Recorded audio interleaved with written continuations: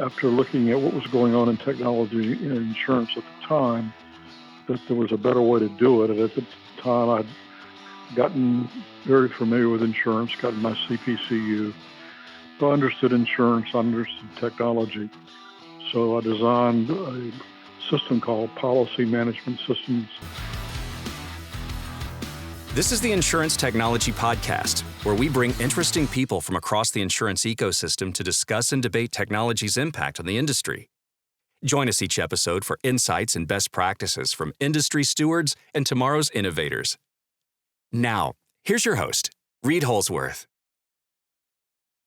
Welcome to the Insurance Technology Podcast. I'm your host, Reid Holsworth. In this episode, I'm going to be interviewing Larry Wilson.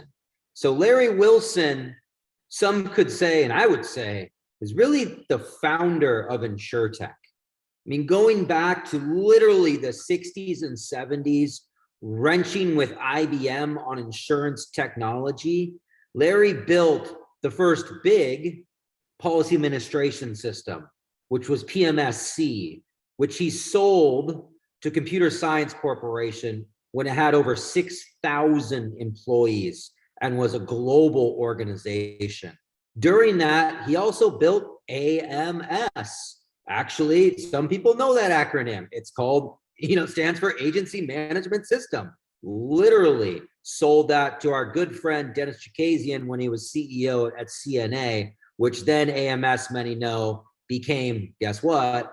Vertafore. And that product still lives on today from way back then. I'm not going to say what that product's name today, but some call it AMS. Haha, surprise. So Larry, wow, what an awesome guy. It's great to have him on. Stay tuned. Hope you enjoy it. Larry, welcome. Glad to be with you. So Larry, your name was brought up by a number of the previous attendees as somebody that we should be interviewing. People like Dennis, David, I think he maybe even Hackbarth. A bunch of people have brought up your name, and so definitely part of the family and a good group of people. So yeah, good. And so tell us. Enjoyed working with all of them over the years. And I'm sure we'll get into some of that today. So yeah, likewise as well. So how did you get into insurance? How did you stumble into this industry? I was going to the University of South Carolina, and when I was 19, I decided I was taking a business major, and I decided I really wanted some business experience, and education became much more relevant. So I went to work for a local insurance company, which was near the university, and could walk to work, and worked throughout my undergraduate and graduate degree, and then started a software company after that. And at the time, I was working for the insurance company. You could go to, if you were an IBM customer, you could go to all their schools for free. So during summers and semester breaks, I went to virtually every IBM course they offered, and I got a good education at the University of South Carolina and a master's degree, but I got a great education from IBM and learned about technology and system design and programming, and I've got a very good education from them in technology. And so I decided, after looking at what was going on in technology and insurance at the time, that there was a better way to do it. And at the time, I'd gotten very familiar with insurance, gotten my CPCU. So I understood insurance, I understood technology. So I designed a system called Policy Management Systems, which managed all policy transactions for an insurance company, kept all the records of claims and reinsurance and billing and collections and agents and just virtually everything an insurance company needed in their technology system to be able to run the business. And it became very successful. and we grew it to about 6,000 people over the years. And I decided that after a number of years, I decided that I needed to a little bit more relaxed lifestyle than being on planes, 250 days a year going all over the world. So, and having 6,000 employees to look after. So I sold it to Computer Science Corporation. And so, but I've still been involved on boards and involved in other matters, and continue to do that today. So Larry, going back to it, so you started PMS. So you were at a carrier right out of school, and doing the IBM. I was still in school, as a matter of fact. Oh, I was still in school. So you were while in school. Yeah, I worked full time. I went to school full time through the last part of undergraduate, and then throughout graduate school. Wow. So you start, and why did you start building that product? Were they asking you, like, how did that come about? Where did you see the need, or was it just something, was it a pet project? Like, how did that come about? Well, because I went to work for an insurance company while I was going to school, and at that time, if you're an IBM customer, which they were, you could go to all the IBM classes for free. So over a several year period, I went to every IBM class and learned a lot about computer technology and how to program and design systems, and got a great technical education from IBM and a good business education from the University of South Carolina. And so I decided there was a need. There wasn't. IBM had tried to develop a system for its insurance customers, but they didn't know enough about insurance to really do a good job at it. And I had my CPCU and CLU, so I'd gotten those while I was in graduate school on the side. So I understood insurance and I understood technology, and that led me into the career of developing insurance technology. Oh, wow. So what year did that all start, roughly? This was in late 60s, early 70s. Wow, no kidding. That's amazing. So then you've been through all of these changes and everything. Now, PMS, would you call it one of the first policy administration systems that was out in the market? It was the first online, completely integrated, all lines of business, technology platform, software system, technology platform for property and casualty insurance. Gotcha. There had been some others from IBM and some other vendors, but they were very limited, and they were primarily developed by people who understood technology but didn't understand insurance extremely well. And so, because I had my CPCU and CLU, I'd learned insurance very well, worked in insurance as well as technology. So I was able to understand the problems that had to be solved in insurance and how insurance had to work, as well as the technology. And so I developed the applications with a better knowledge base than would have been there before. And the people who even worked for insurance companies in the IT department understood IT, but they didn't really understand, in many cases, the great details of the design architecture of insurance and how insurance really worked, and all the various state and country variations and line of business variations that existed. Yeah, no, it's definitely a different skill set than somebody working in the carrier or on the carrier. And then as like you said, IBM or these technology companies kind of trying to dig into insurance. It takes a different type of mind to be able to really take a step back and build that architecture, because insurance is so complex when you want to build a system, especially like a policy administration system or an agency management system. Just the data model alone and all the relationships and everything that's there, it's massive, and people don't understand. And it's funny because there's been a lot of people over the years that have tried to tackle it, and they wonder why there's only really a few major players out there, right? There's not hundreds of them like other industries.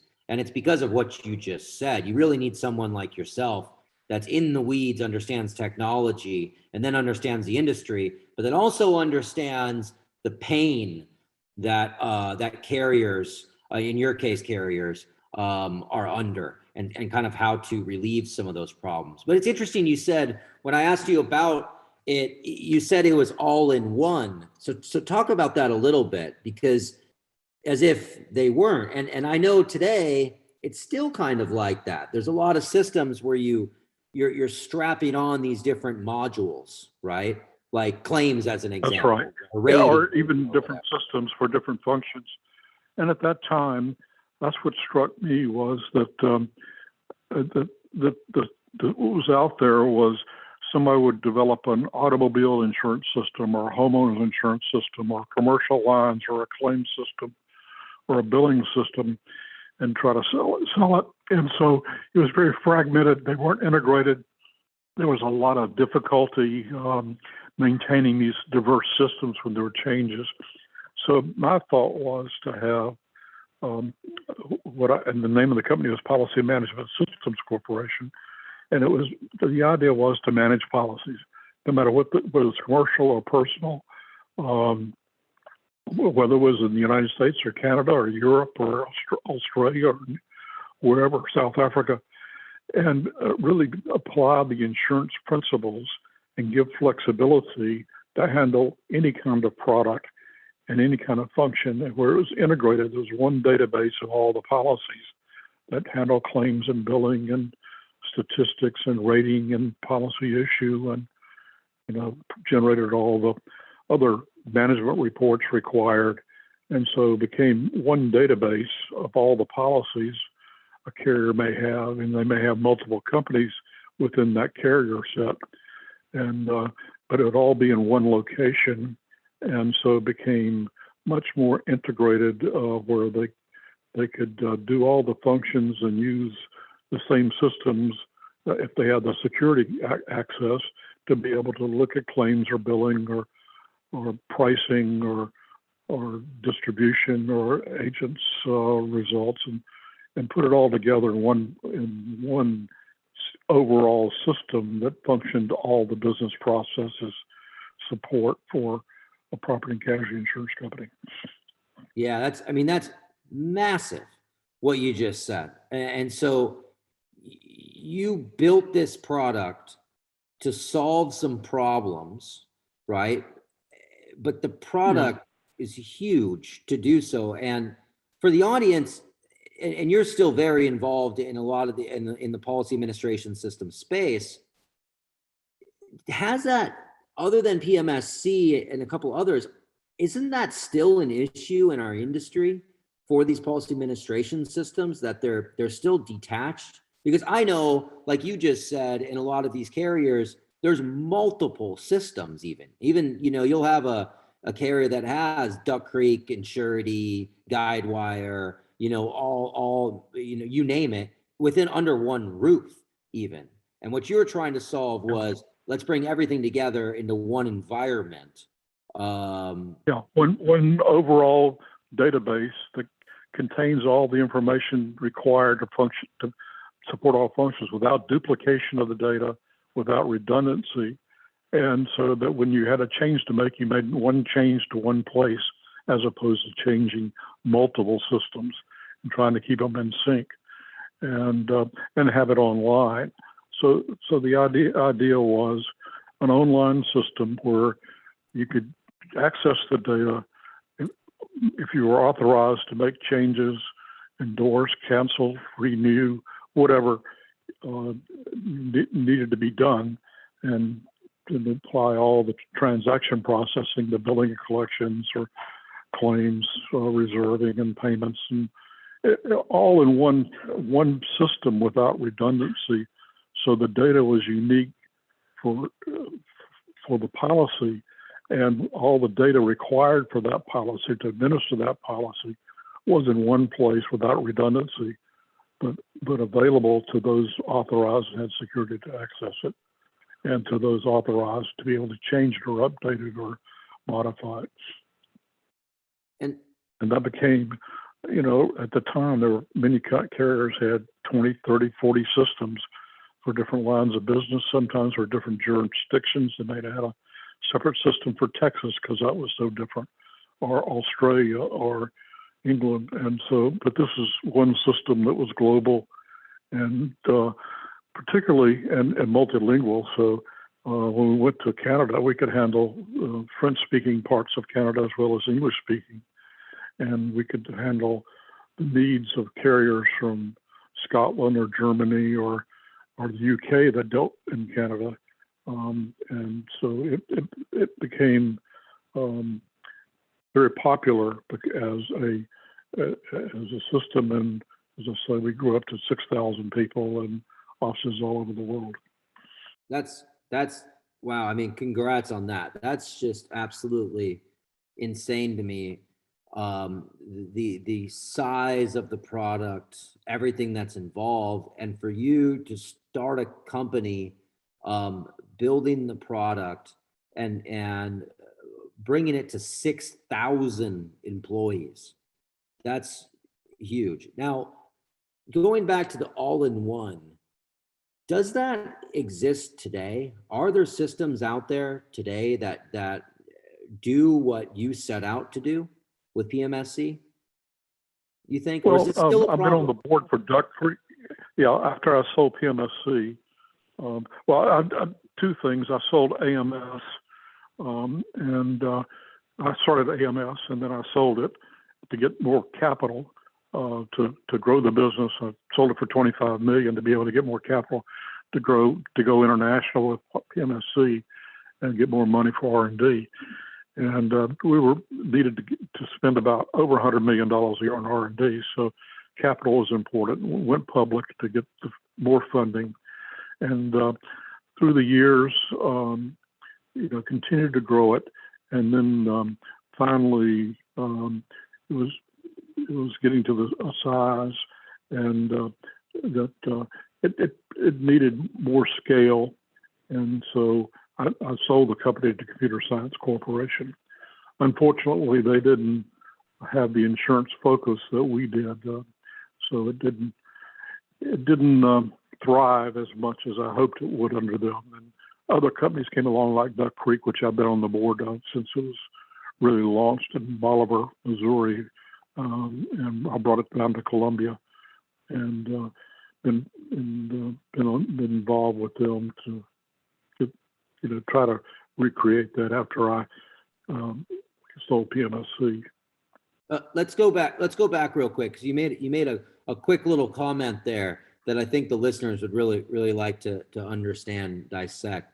So you said quickly, you built and sold AMS. What does that mean? Tell the audience how you came to that, and then what is AMS? Who acquired it too, and what did they? Where is that today? It would be interesting for people to know.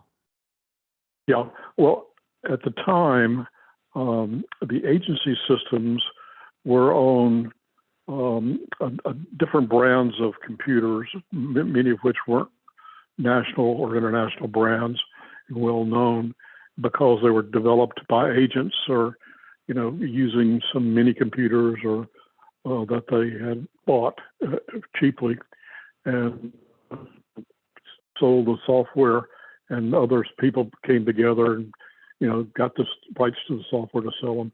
But there wasn't really an IBM system, and IBM really was a very good partner with us based on IBM architecture, and because that was the most universal for the carriers, but not necessarily for the agents. And so worked with IBM, and we developed, they came out with a new mini computer long ago called the Series 1, their first mini computer to compete with some of the other mini computers that were used in agencies. And they wanted to be able to launch IBM into the independent agencies. And so we developed a system called AMS, Agency Management System, based on the IBM Series 1 mini computer. And we launched that, and developed it, and then Computer Science Corp. We sold it. We acted for Computer Science Corp. We ended up selling it to a West Coast operation, California operation that already had a number of agency systems out and could use AMS to really scale up and more modern technology. And at that time, about $25 million, which we needed for R&D on the carrier side to go international. So we used that money to invest to develop the policy systems and the carrier systems for international operations, and initially in Europe and Australia and then other countries. Now, AMS was eventually acquired by, well, as a consortium, but essentially ended up with CNA, with Dennis. Is that right? Yeah, that's right. Yeah.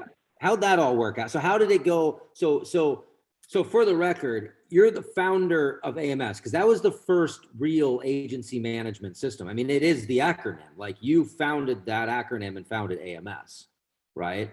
That's right. Yeah. And sold it we for started 20, it. 25 million and what? That was IBM was a partner with us on that. Oh, and they supplied the Series 1 computer, so we designed it for the Series 1 computer.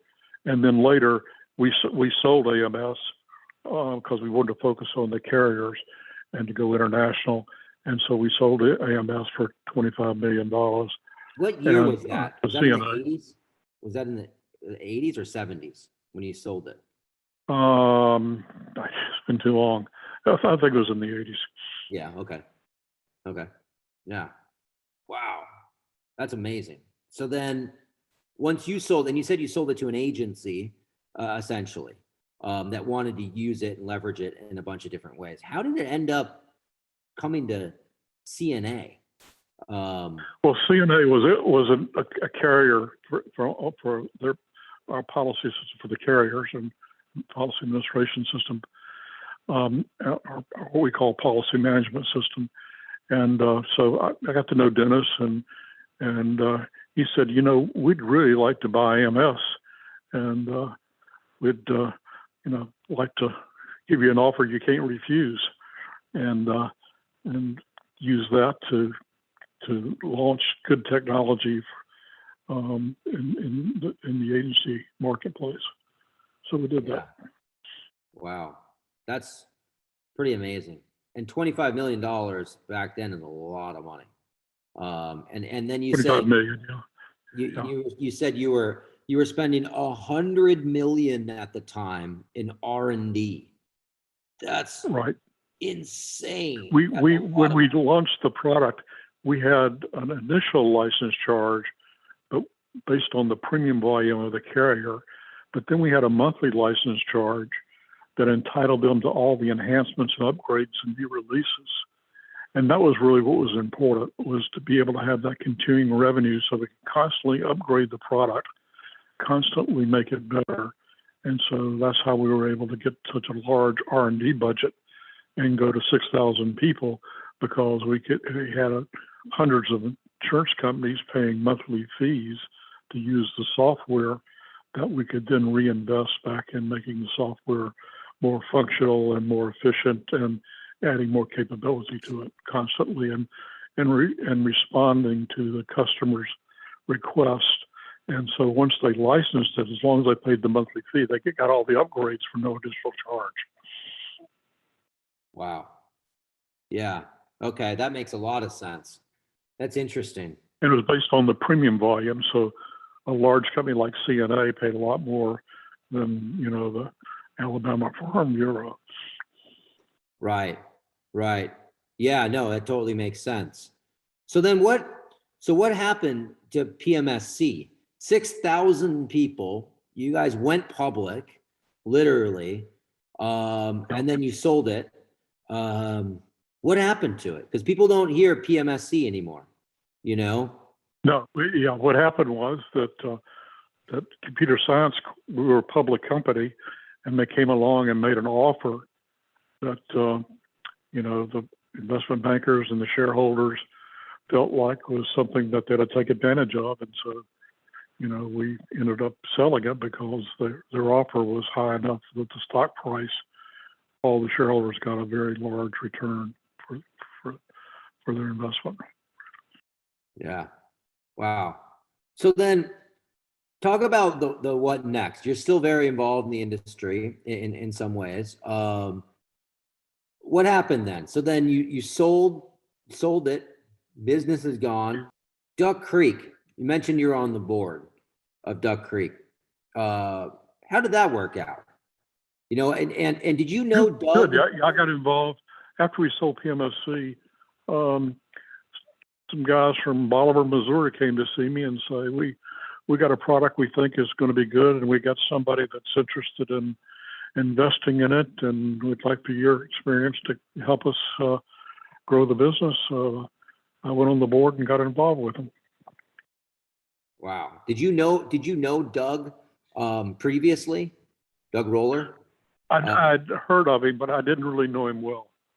Yeah, Doug's a great guy. Really good dude. Yeah, he is. He really is. Yeah, and he's still very involved in the industry as well. Great story there. No. And you're still on the board of Duck Creek? I just left the board last week, as a matter of fact. Oh wow! Oh man! Well, congrats on that long run. And man, what a success! I was on for, I don't know, 20-some years, I guess. How long was it? I think it was about 20 years. Wow. What a great story at Duck Creek, too. I mean, they went public. It was a great IPO. They're doing well. They're crushing it, doing good things. And a great team. Yeah. I know those guys pretty well. Good team over there. Yeah, they're terrific. Yep. They really are.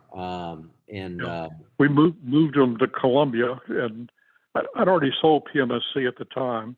And so hired a lot of good people I knew in Columbia and established a data center there, and then branched out from there to other states. Yeah. Wow.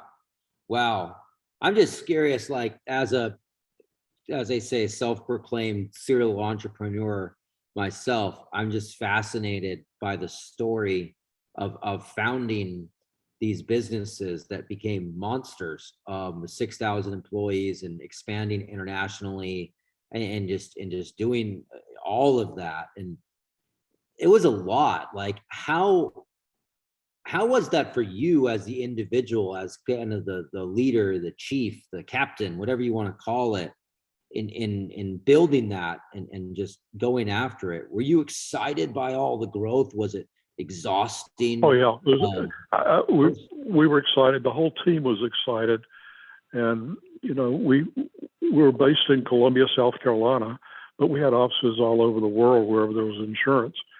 And about half the 6,000 employees were in Columbia, maybe 3,000, and the other 3,000 were spread over the world in offices in every major international city. Canada being the biggest initially, then Europe and Australia became very large, and the South Pacific. But it was we were very focused on customers, and all we did was insurance. We weren't like other software companies trying to do a lot of different businesses. And we knew insurance cold, and we had lots of CPCUs, and we had a great education program with a full-time faculty that everybody who came to work at PMSC got a great education in insurance and understood it, as well as technology. And we hired a lot of college graduates directly out of college and trained them in insurance and technology. And they were just terrific. And so we had maybe over half our employees came out of the University of South Carolina. You had to be at the time one of the biggest employers there, I would assume. I think but we also were big employers in England and Australia and other places where we had locations. Germany. Man, it's Norway. Such a huge Norway became a big operation. We had all the Scandinavian companies and Sweden, and Norway and all of Scandinavia. It's And just, you know, so we had regional centers with people from those regions, most of which spent time in the U.S. at some of our operations, learning a lot about the systems. But the biggest foreign operation was initially Canada, where we had a lot of people who loved to come to South Carolina in the spring and winter when it was cold in Canada, and spend time in South Carolina on the coast, in Charleston and other places. And so they loved to come to South Carolina, and they loved PMSC, and so we had a huge presence in Canada. Virtually every insurance company in Canada ultimately became customers. Yeah. So, you know, not many people can share your story out there where they founded a business and grew it to that size and went IPO, the whole nine, all the way through, and just kept winning and expanding internationally and whatnot. And I'm sure you've gotten this a lot over the years, but man, congrats on that. I mean, that's huge, and it's very, very hard to do so. Now we have a number of listeners that are Insurtech startup founders, you know, and they may never get to where you were or where you got, but do you have any advice for some of these newer guys that are out there? I think we were largely successful because first, we viewed ourselves as being in the insurance business, using software to help solve insurance problems. We didn't view ourselves as a software business trying to sell to insurance companies.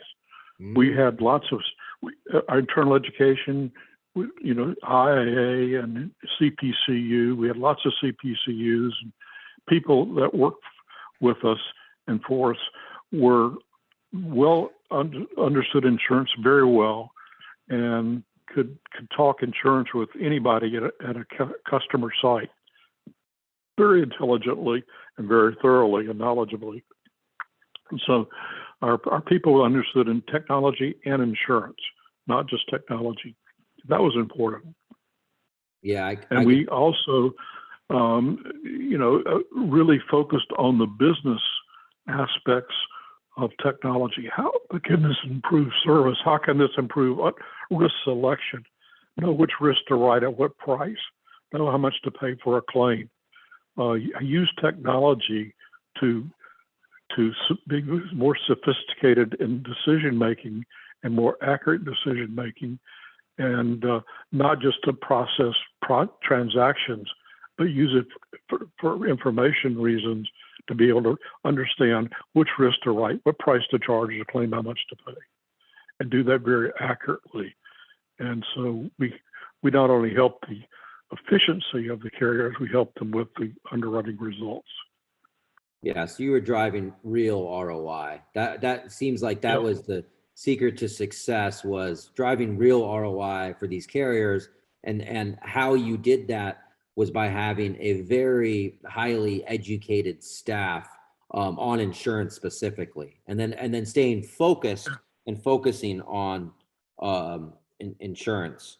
You know, it's a funny thing. I actually, yesterday somebody told me this. I didn't Google it. You can fact check it. It might be totally wrong, but somebody said the other day to me, it was yesterday, actually last night, that Bill Gates and Warren Buffett were sitting down with Bill Gates' father, and Bill Gates' father said, "Write down on this napkin quick what made you two successful." And apparently the two wrote down the exact same word, and the word was focus. And it is. If you think about that, you guys were focused 100% on insurance technology, carriers specifically. So, you know, once you sold off AMS, but really solving their problems. Now, I'm curious though, the education, because I've tried doing some of that in my former company. We're doing that now in the current business that I run, but probably not as well as you did. How was that, setting that up? I mean, it seems like it's a heavy lift, and let's be real about it. Insurance isn't the most I don't know, fun subject to learn about, right?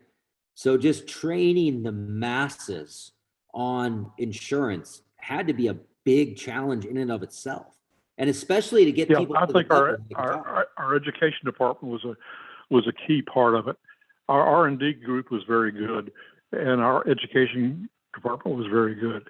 So we had courses in every aspect of technology applied to insurance, and so our customers would come to that, and they would learn a lot, not only about the systems, but how to productively use the systems to give better service, make better decisions on which risk to write, what price to charge, those kinds of things that they weren't getting anywhere else. And so it became a big part of our value proposition was our whole education and training department, which was probably 100 people involved in education full time. Wow. 100-person education. Both for our employees and our customers. That's we had school. Education sites, all over the world, in Europe and Asia and Canada, as well as on the West Coast. Oh, true. I didn't even think about that. US. Yeah. How do you educate? You had to educate them on these other countries, literally, insurance too. Yep. Wow. That's amazing. So what are you working on now? You have any projects you're working on now? Anything? Now you just left, you're gone off Duck Creek after over 20 years on the board. Done a lot of things. What's going on now? Right now, I'm working on individual projects and doing some things, but still active and still looking for things to do and things to create. That's awesome. That's awesome. So going back originally, because I'm just fascinated by this whole story. But what do you think about policy administration systems today? And are they doing the same things they were doing that you were doing in the 70s and 80s with these policy administration systems? Are there still holes to be filled there? I still feel like I don't know if the carriers have solved the one system everything yet. At least the bigger ones, the tier ones, right? Yep. Do you find that true? Yeah, I do. I think what happens is the carriers, new technology comes along and they jump on that new technology and develop a system for it. And then they open up a new territory or a new product line and they develop a system for it. And when they end up with a hodgepodge of a lot of different systems, some of which end up overlapping, some of which are redundant, some of which are hard to knit together to really see what's going on and instantaneously. It's hard to get all the data synced up. Some systems are hard to integrate with other systems.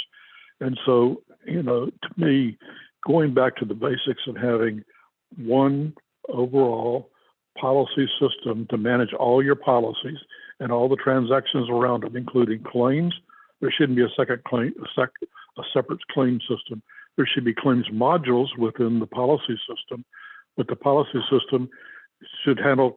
It's just a contractual obligation that needs to be handled, just like the policy has to be handled, just like reinsurance or billing and collection or many other policy changes.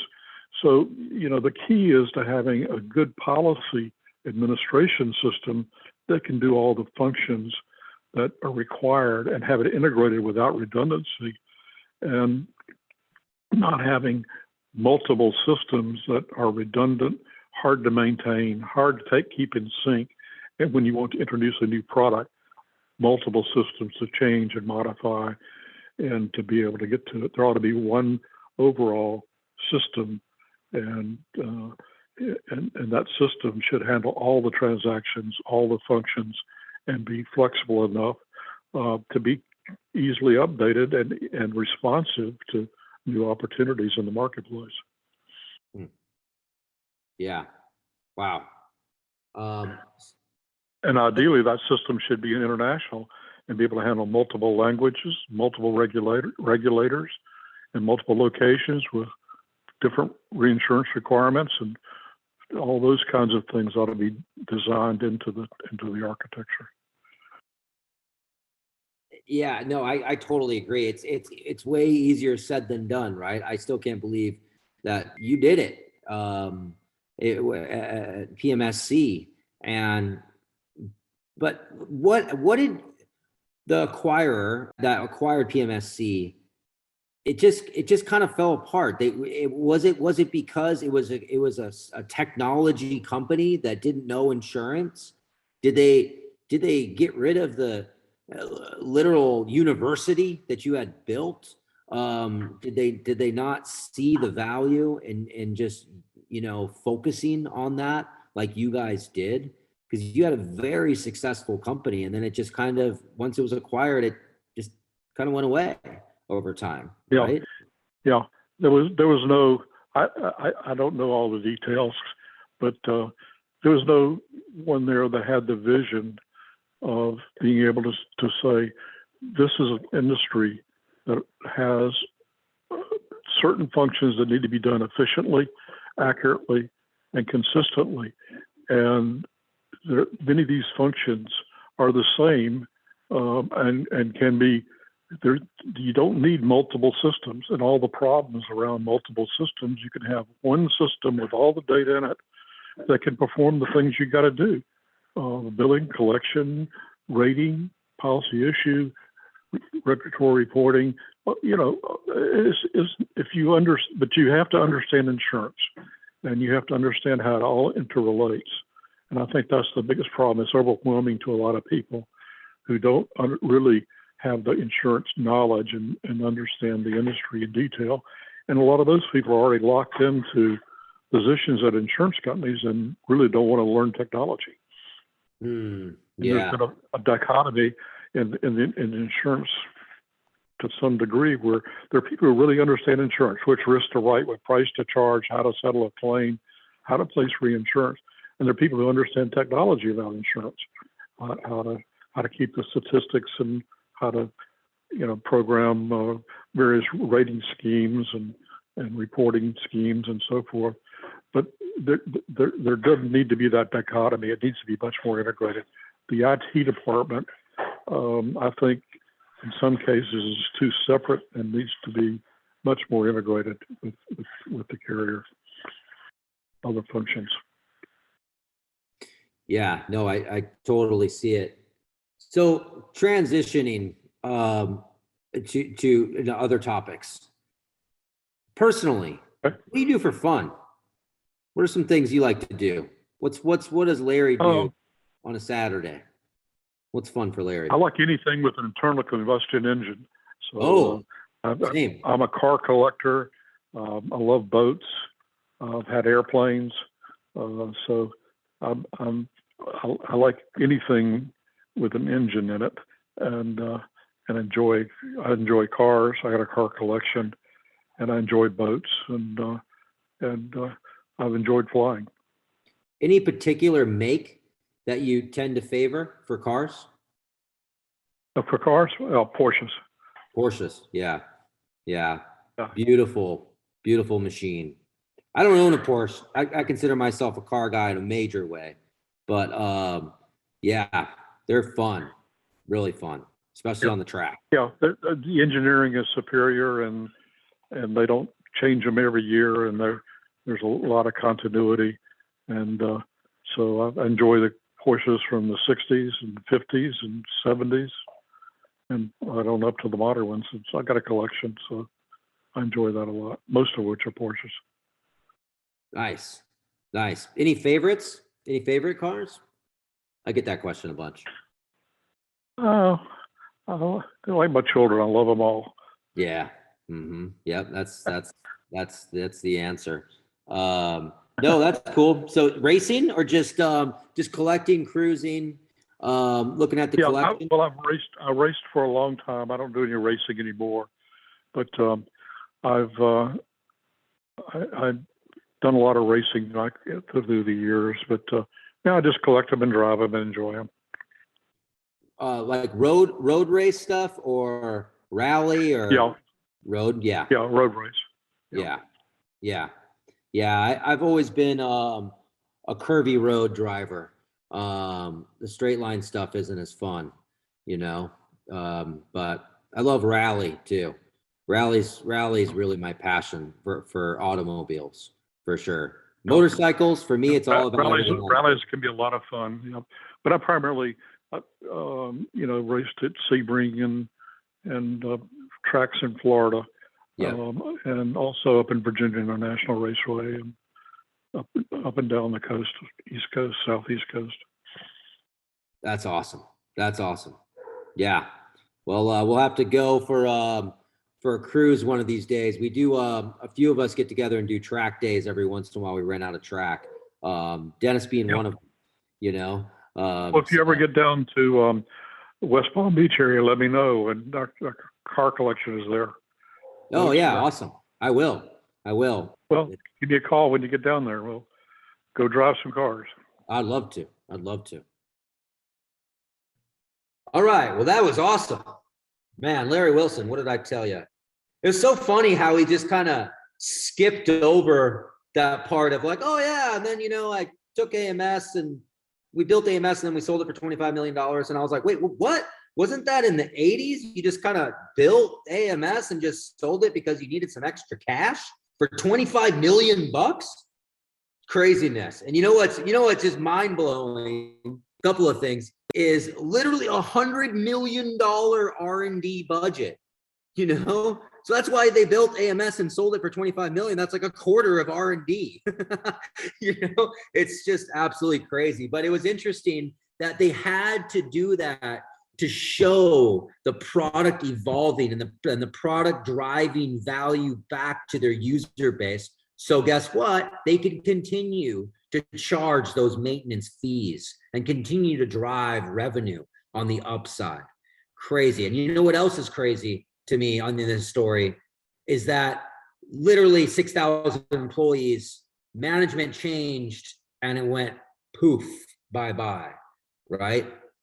Isn't that just craziness? It's so hard to believe that many people just kind of went away and that organization went away because of poor management.